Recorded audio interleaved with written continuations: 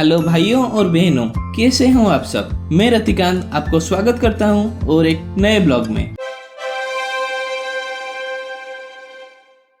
जैसे कि आप पहले ब्लॉग में देख चुके हैं, सुबह सुबह काशी विश्वनाथ जी के दर्शन करके मोनू जी के दुकान से कचौड़ी सब्जी खाने के बाद हम निकल चुके हैं बनारस के छुपे हुए स्वादिष्ट खाने की तलाश में। अगर किसी ने इसी ब्लॉग को अब तक नहीं देखा है तो डिस्क्रिप्शन में लिंक है, आप जाके देख सकते हैं। तो नाश्ता खत्म करके हम मोनू जी के दुकान से निकल तो गए, लेकिन अब तक हमारे मुँह से बनारस की स्वाद जाने का नाम नहीं ले रहा था। इसी बनारसी स्वाद का लालच में हम थोड़ी दूर चलते ही नजर पड़ा सड़क की एक ओर ठेले के ऊपर सजाया हुआ सूखा खजूर और किशमिश के ऊपर। हम दुकानदार से बिना मोल भाव किए आधा किलो खरीद कर आगे चलने लगे। थोड़ी दूर चलने के बाद हम आके पहुँचे गंगा किनारे बसा हुआ दशाश्वमेध घाट के पास। तभी हमें पता चला बहुत सारे नाव आए हुए पर्यटकों को गंगा जी के किनारे बसा हुआ बहुत सारे घाटों का दर्शन करवाने के सुविधा के लिए उपस्थित थे। तो हम भी एक नाव पर बैठकर चले घाटों का दर्शन करने के लिए। हमारा नाव गंगा जी के बीच में आते ही गंगा जी के शांत परिवेश, धीमी धीमी बहती हवा और बनारस का वातावरण जैसे हमारे मन को एक शांति सी प्रदान कर रही थी।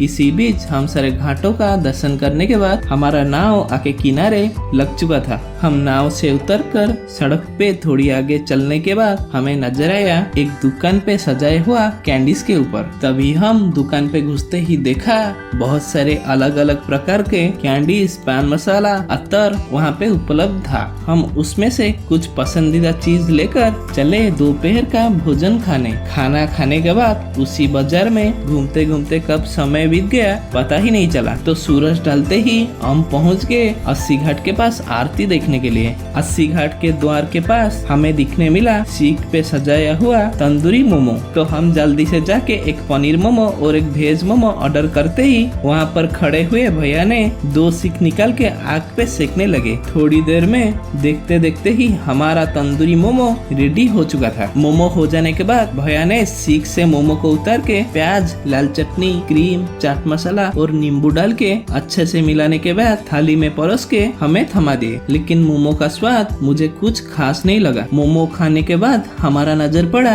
80 घाट के द्वार के सामने एक बनारसी पान दुकान के ऊपर। बनारस आए और बनारसी पान न खाए ये तो नहीं हो सकता। तो हम एक बनारसी फायर पैन ऑर्डर करते ही हमारा पान बनने लगा। बनारसी फायर पैन मैं जिंदगी में पहली बार खाने जा रहा था, तो मैं बहुत ही एक्साइटेड था। इसी बीच भैया ने बहुत सारे सामग्री डाल के आग भी लगा चुके थे। तो पहली बार फायर पैन खा के पता चला हम जैसे सोच रहे थे इसका स्वाद इतना भी बढ़िया नहीं था। अगर सच बताऊं तो इसमें सबसे ज्यादा स्वाद मुझे कपूर का आया। मैं आपको बता दूं, फायर पैन में आग लगाने के लिए कपूर का इस्तेमाल किया जाता है। पान खाते खाते आरती का समय हो चुका था, तो हम आरती दर्शन करने के लिए जल्दी से जाके खड़े हो गए। गंगा जी का इतना सुंदर और भव्य आरती मैं जिंदगी में पहली बार देख रहा था।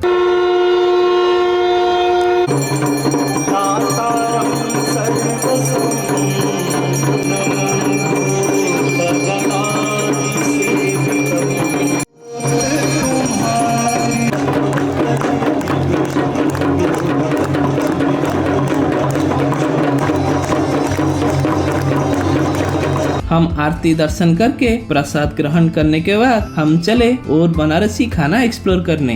तो हम 80 घाट से निकल के क्या क्या एक्सप्लोर किए आपको दिखने को मिलेगा नेक्स्ट और आखिरी बनारसी ब्लॉग में। अगर हमारा काम आपको पसंद आया तो लाइक, शेयर, सब्सक्राइब करके बेल आइकन को दबाना मत भूलना।